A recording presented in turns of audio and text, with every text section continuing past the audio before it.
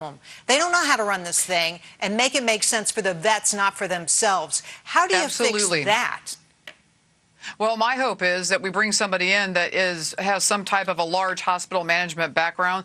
300-some thousand employees, as you alluded to at the beginning of the show here. But more than anything, this is going to take a lot of courage. It's going to take courage from the American people to continue to stand as we root out this corruption. It's going to take courage from whoever comes into this position to have the gravitas to go through this thing line by line. And I expect people to go to jail because people died. Let's not lose focus of the fact that the reason today happened is because there is massive corruption, and it's been unearthed. We have the proof, and now we have to find the people connected to it. And I, for one, will hold them accountable and stay focused. And I really hope that politics does not enter into this. If it does, we'll get nowhere. This has been a bipartisan group.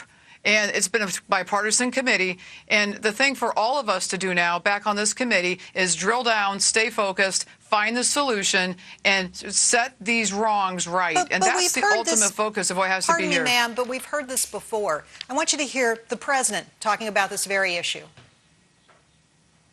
All with a simple mission. Cut those backlogs, slash those wait times, deliver your benefits sooner. I know you've heard this for years, but the leadership and resources we're providing this time means that we're going to be able to do it. That is our mission, and we are going to make it happen.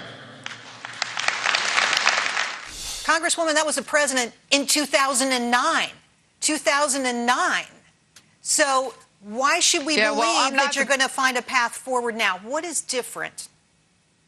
Well, I would tell you this. I'm not the president of the United States. I am from the state of Indiana. I am one congresswoman who's been on that committee for 18 months. I've held their feet to the fire, and I represent 54,000 veterans in my district.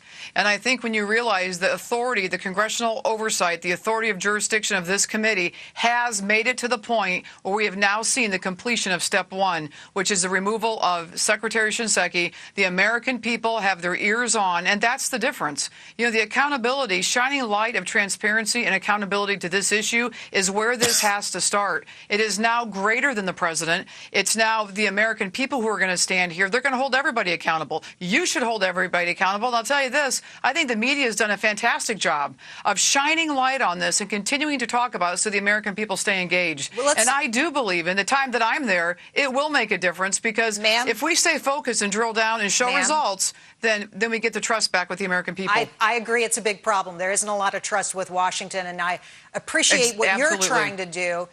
But I think a critical question tonight is this. What do vets do? Shinseki had promised that he was going to allow these vets to go outside the system, that there would be waivers that they could use. Is that going to happen? What happens to people tonight who really want to see a doctor? And they're worried that the mess in the VA is not going to accommodate them.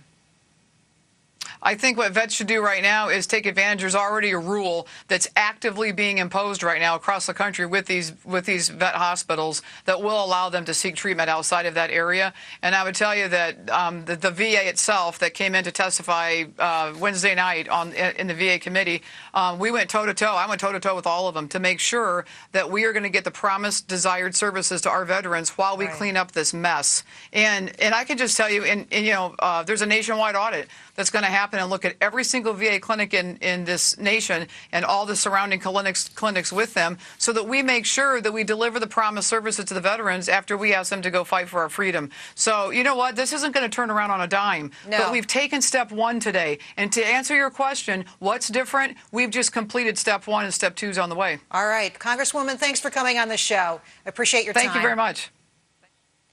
Well, on the VA, there are 20 million vets in America, and you have to think that